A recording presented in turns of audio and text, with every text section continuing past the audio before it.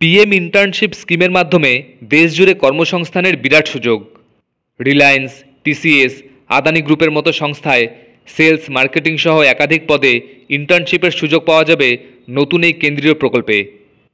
এই সমস্ত সংস্থাগুলি চাকরি ক্ষেত্রে নবাগতদের কাজের সুযোগ দেবে। ন্যূনতম মাধ্যমিক পাশ করলেই মিলবে এরকম বড় বড় সংস্থায় ইন্টার্নশিপের সুযোগ। দেশের সেরা 500টি সংস্থা আগামী 5 বছরে এই কর্মসংস্থানের সুযোগ দেবে। মিনিস্ট্রি অব কর্পোরেট অ্যাফেয়ার্স পোর্টালের তথ্য অনুযায়ী 21 বছর থেকে 24 বছর বয়সীরা এই ইন্টার্নশিপের জন্য আবেদন করতে পারবেন। আবেদনকারীর পারিবারিক আয় বছরে 8 লক্ষ টাকার কম হতে হবে। ন্যূনতম 10ম শ্রেণী পাশ করতে হবে আবেদনকারীদের। স্নাতকোত্তর উত্তীর্ণরা এই পদে আবেদন করতে পারবে না।